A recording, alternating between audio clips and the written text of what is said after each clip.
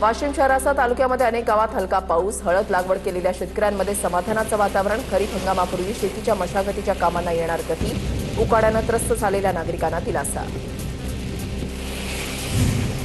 यवतमाळमध्ये हलक्या पावसाची हजेरी, उकाड्यापासून नागरिकांना दिलासा, वातावरणामध्ये गारवा निर्माण। सांगलीच्या कोयना धरणातील पाणीसाठ्यामध्ये घट, कृष्णा नदीतून होणाऱ्या पाणी उपशावर बंदी, आदेश लागू।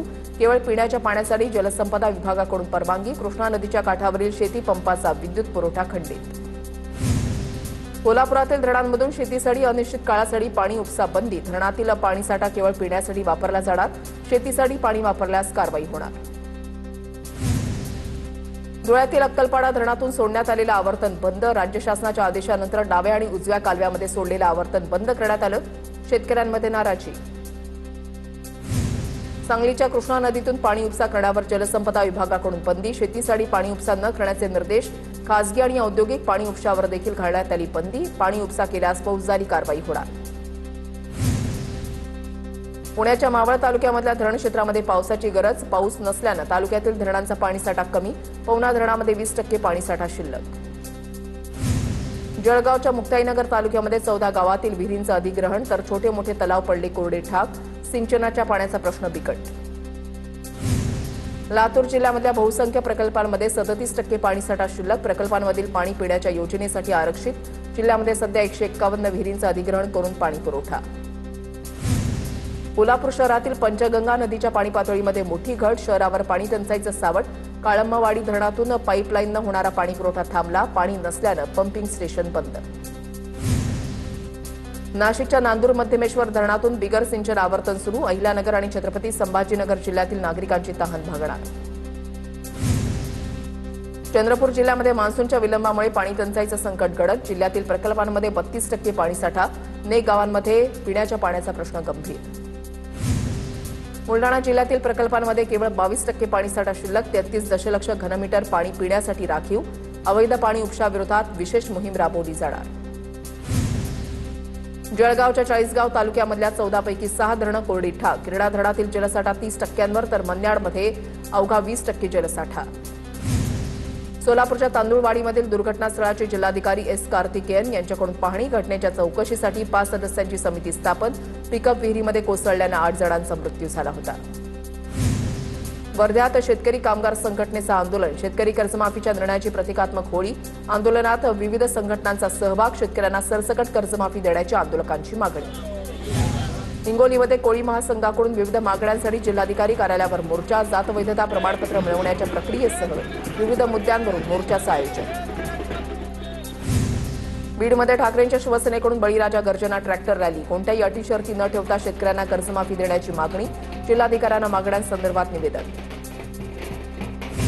लातूरमध्ये कर्जमाफीच्या जीआर विरोधात शेतकरी संघटना आक्रमक, जीआरची होळी करत निषेध नोंदवला, अध्यादेशातील जाचकटी रद्द करण्याची मागणी, लातूरच्या जिल्हाधिकारी कार्यालयासमोर शेतकऱ्यांचं आंदोलन।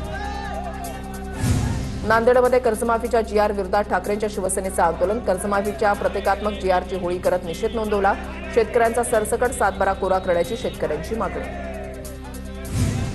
वाईतील अवैध उत्खनन आणि विविध प्रकरणांमधील गैरकारभाराच्या विरोधात आंदोलन, राष्ट्रीय मराठा महासंघाकडून जिल्हाधिकारी कार्यालयासमोर निदर्शनं, वाईच्या तहसीलदारांवर कारवाई करण्याची मागणी। मातंग समाजाच्या स्वतंत्र आरक्षणासाठी बीडमध्ये क्रांती मोर्चा, जिल्हाधिकारी कार्यालयावरील मोर्चामध्ये मोठ्या संख्येनं समाज बांधव सहभागी, अनुसूचित जाती उपवर्गीकरणातून मातंग समाजाला स्वतंत्र आरक्षणाची मागणी।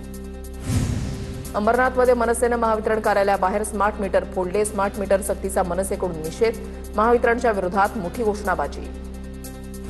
धुळ्यात स्मार्ट मीटरच्या सक्तीविरोधात ठाकरेंची शिवसेना आक्रमक, 48 तासामध्ये सक्तीचे मेसेज न थांबवल्यास महावितरणच्या विरोधात तीव्र जनआंदोलन छेडण्याचा इशारा, ठाकरेंच्या शिवसेनेकडून वीज वितरण कंपनीला निवेदन।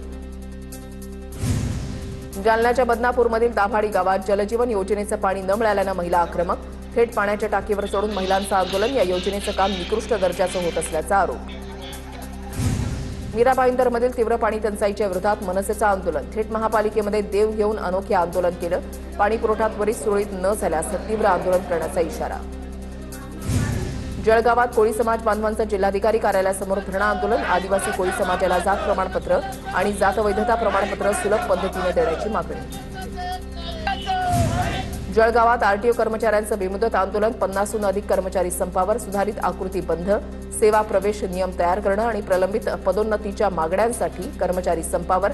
मागण्या मान्य होईपर्यंत आंदोलन सुरूच ठेवण्याचा इशारा. बीडच्या घाटेवाडीमध्ये शाळेच्या पहिल्याच दिवशी पालकांनी शाळेला कुलूप ठोकलं. वर्षभरापासून गणित आणि विज्ञान विषयाचे शिक्षक नसल्यानं पालक संतप्त. पालकांकडून प्रशासनाचा तीव्र निषेध.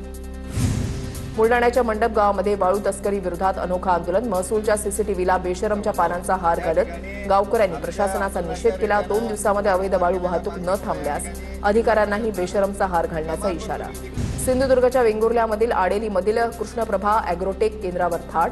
4,24,000चा विनापरवाना खत आणि बियाण्यांचा साठा जप्त. या प्रकरणी कृषी केंद्र सील करत दोघांवर गुन्हा दाखल. नांदेडमध्ये तुकाराम मुंडे आल्याची धास्ती. अफवेमुळे पान टपऱ्या बंद करून चालक पसार. गुटखा आणि तंबाखूजन्य पदार्थ विक्रेत्यांवर कडक कारवाया सुरू. थेट मकोका लावणार असल्याची भीती व्यापाऱ्यांमध्ये पसरली.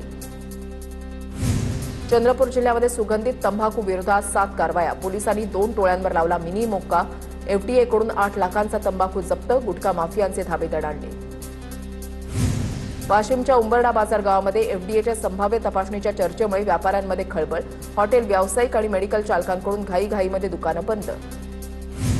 परभणीच्या पिंपराळा गावामध्ये 6 ते 7 जणांना गॅस्ट्रोसदृश्य आजाराची लागण. आरोग्य विभागाच्या पथकाकडून गावातच रुग्णांवर उपचार सुरू. गावातील पाण्याचे आणि अन्न पदार्थांचे नमुनेही घेतले. नाशिकमधील नांदूर मध्यमेश्वर धरणामध्ये जलप्रणीचं साम्राज्य. धरणाच्या बॅकवॉटर परिसरामधील गावांना पावसाळ्यामध्ये पुराचा धोका. प्रशासनानं तातडीनं उपाययोजना करण्याची मागणी. गडचिरोली जिल्ह्यामध्ये गेल्या 3 ते 4 दिवसांपासून शेतकरी धान खरेदी केंद्रावर. वाहनं रांगेमध्ये उभी असल्यानं शेतकऱ्यांवर आर्थिक भुर्दंड सहन करण्याची वेळ. प्रशासनाच्या कारभाराविरोधात शेतकऱ्यांमध्ये संताप. शिर्डीतील साईबाबा संस्थांच्या दारामध्ये लक्षणीय वाढ. सोनं चांदीच्या देणगीनं 19 कोटींचा टप्पा ओलांडला. यात 16 किलो सोनं आणि 197 किलो चांदीचा समावेश. हॉस्पिटल आणि इतर इमारतींसाठी 15 कोटींचे वस्तुरूप दान मिळाल्याची माहिती. सोलापुरातील नूतन मराठी विद्यालयामध्ये पुष्पवृष्टी करून पेढे भरवत विद्यार्थ्यांचं स्वागत. विद्यार्थ्यांना शाळेबद्दल आपुलकी. शिक्षणाची गोडी लागावी म्हणून उपक्रम.